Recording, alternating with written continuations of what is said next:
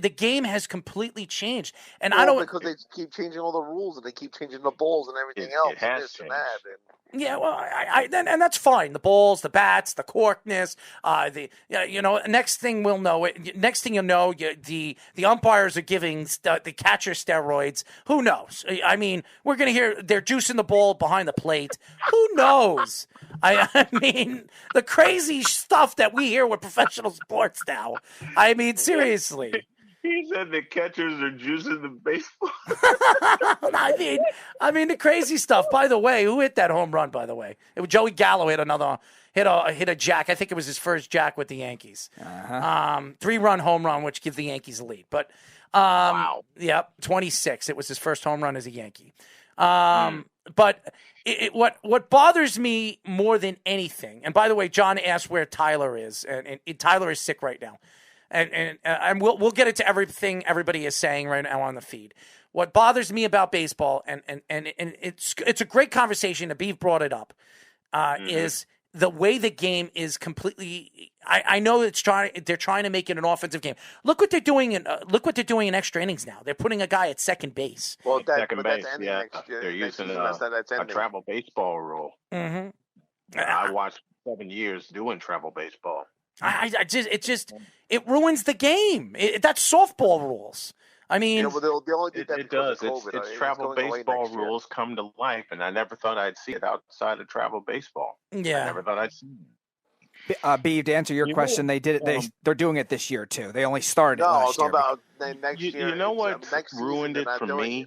For what made baseball a little bit harder to watch? Too many specialized pitchers.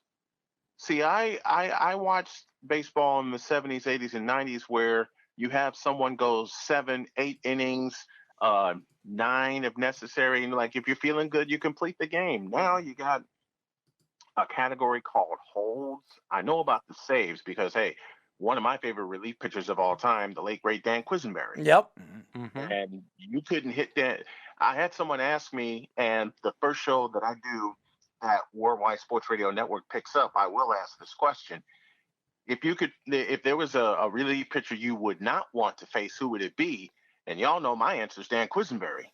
Mine was Mariano Rivera. Mariano Rivera. Yeah. I can't leave Mo out of the conversation. Yes, of course. Mo, Trevor Hoffman. Mm-hmm. Who else did I see? Lee. Bruce Lee Smith. Mm-hmm. I mean, those traditional fire Raleigh Fingers with the handlebar mustache. Mm-hmm. Can't get you know what? Dennis Eckersley. Yep. Another iconic mustache. Yeah. Mustache and hair. Mm-hmm. Okay. You knew it was the 9th inning when you saw Eckersley and his hair jogging out of the bullpen, especially when he was with Oakland. Mm-hmm. But those kind of days. Doc Gooden goes 9 innings, throws 90 pitches. Greg Maddux goes 9 innings, throws 76 pitches, and I've actually seen that happen. There's too many specialties in pitching now. Yep. There's too many specialists, and you don't need a specialist unless the only specialist I grew up knowing about was a closer. Brian, I have a question to ask you, and this whole conversation really gets brought up because of the shift.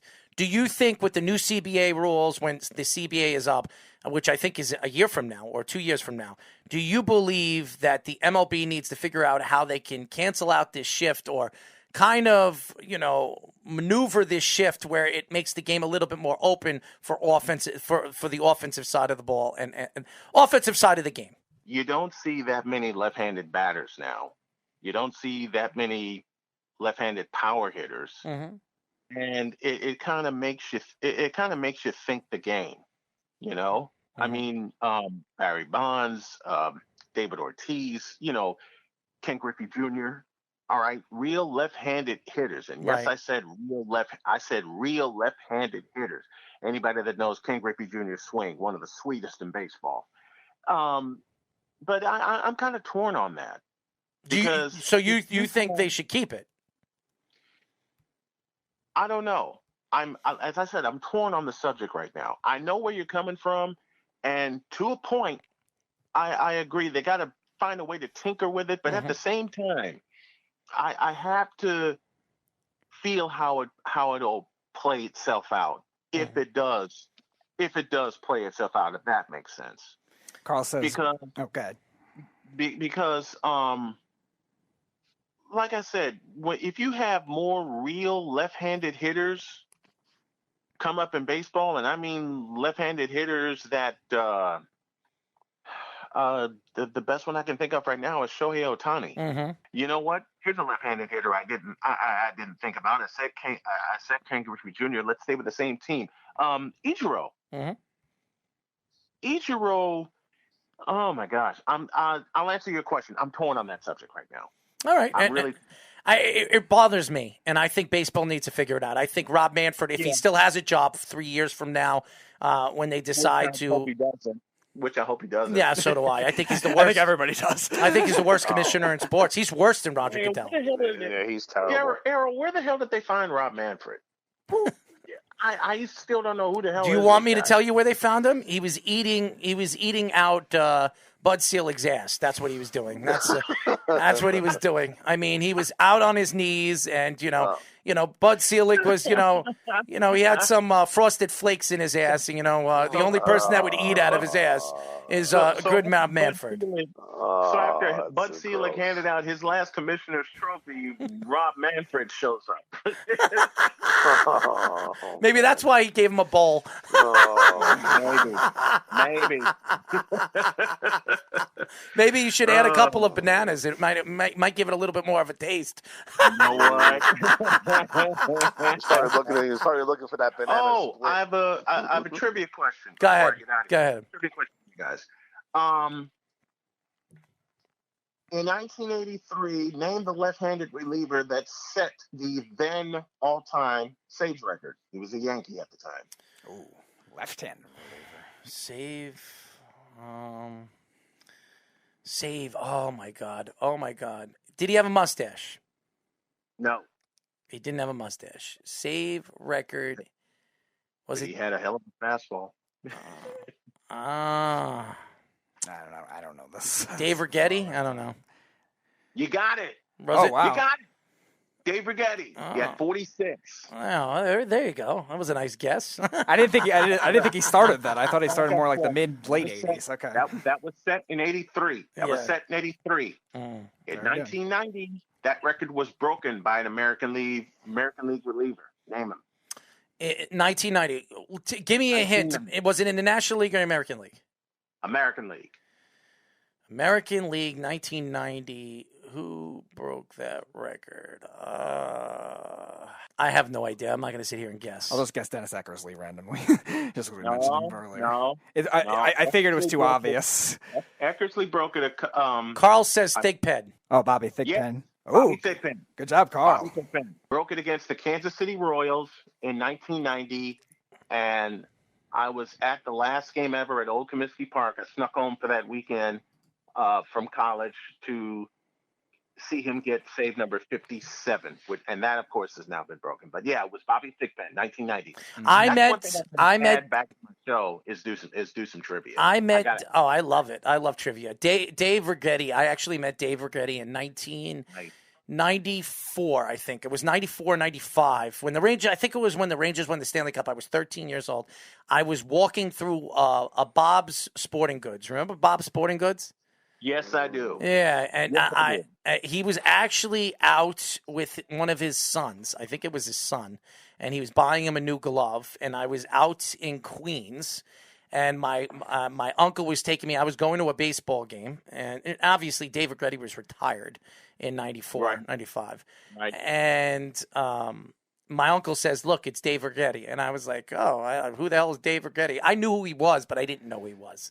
So he's like, "Go up there and ask him for an autograph." So I took a glove off I took a glove off the shelf. I didn't even buy the glove. I took the glove, and my uncle says, "Don't worry, I'll buy you the glove." And I had him sign a glove. I still have the glove, by the way. Yes, I am. I was a very weird kid. I didn't care. So you got a glove out of the deal and an autograph at the same time. Yes, I have Dave Righetti. I also, it's funny. I also met Walt Clive Frazier one time, and nice. I met him a couple of times, but the first time I met him, I was where was I? I was he wearing? No. It was a basketball. It was a basketball tournament. I was in Brooklyn. It was a basketball tournament, and he was there as one of the judges. I didn't even know who he was. He was did he have one of his trademark crazy suits on? I was just gonna ask that. No, he was hanging out. He had tennis shoes on, like he was wearing these weird jeans. He had these weird jeans, definitely weird. And what I did was I was trying to get on the court. I got so angry, so I threw the ball down the court because I wanted to play, and I hit.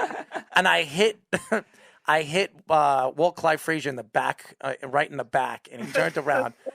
And damn. Yeah, and he turned around and he says he thought he was like ducking and weaving. He thought it was hilarious.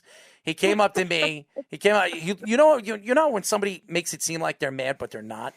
Well, he came up to me like he was mad, like I was afraid. This Walt is not small. He's like 6'5", 6'6". You know what I mean? He's a big man. And he stood right next to me. He looked down at me, and I was like, "You ever see the movie? What's that movie with Joe Pesci? What's that movie? He's like I'll remember it when you get off the phone. He was. They're playing basketball, and he's playing all these big guys, and anyways, and he looks up, he looks at the guys and like twice the size of him. And that's what it looked like. And he took the ball that I threw at him, and he pulled. I thought he was like pulling something out of his pants, like a gun or something. And he takes a marker out and he signs the ball. He gives me the ball. I still have the ball. I can show you guys the ball. I'll bring it when we come back from break. I'll show you guys the ball. The Super? Was that the one? The Super. Yes, the Super. I got to see that ball now. I will show you guys the ball when we come back from break. But watch the show. I'll show you the show. I'll show you the ball. I had a chance to meet Michael Jordan in 2007. I was at Chicago State University, and I was covering Whitney Young High School. They were playing Hales Franciscan, and I was not only covering it, doing play-by-play, but I was also the PA announcer. So they set everything up where I could have the PA mic on the broadcast side, and my partner Paul said, "Look across the way." And Michael Jordan came in. His son was playing for Whitney Young at the time, Marcus. Marcus, yep. So they both stunk, by the way. Marcus and Chris were both terrible. Yep. So Marcus was playing for Whitney Young, and it got to halftime, and Whitney Young was trailing. And usually the principal of Whitney Young sees me across the way, and I go say hi to her, and I greet the staff. Yeah. I just about got to Dr. Joyce Kenner when this smooth-looking 6'6" bald man stuck out his hand and said, "Great job on the mic," because that was his second varsity game. I introduced him. And it was Jeffrey and Marcus. That's right, Jeffrey and Marcus. Yes. And there was this big old hand in front of me, and he said, "Great job," and walked on. I went back to my seat. Paul looked at me. I looked at him, and he says, "Am I calling the third quarter?" And he says, "You're not going to say anything, are you?" "Nope." And he says, "Are you going to wash your hand again?" "Eventually, but not tonight." Wow.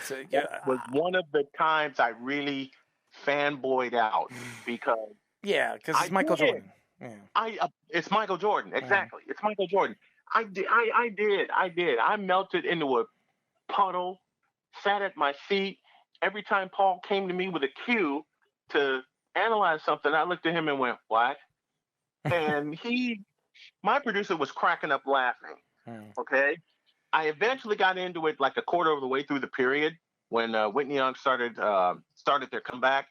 And during a break, Paul's laughing, saying, "Glad you finally got back into it." I said, "Yeah, I'm glad the euphoria finally wore off so I can get back to work."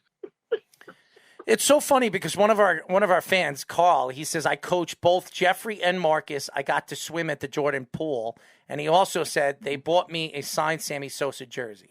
So that's crazy. I believe it. Carl's a pretty straightforward guy. He did coach a couple of pretty decent, good basketball players. One of them I can't stand because he's now coaching Duke. So he will be coaching Duke soon. Who I think is horrible. Hoops in Chicago. When I first got started, in broadcasting in 1995. Hoops in Chicago, especially high school hoops, it was crazy. It was crazy and it was fun to watch.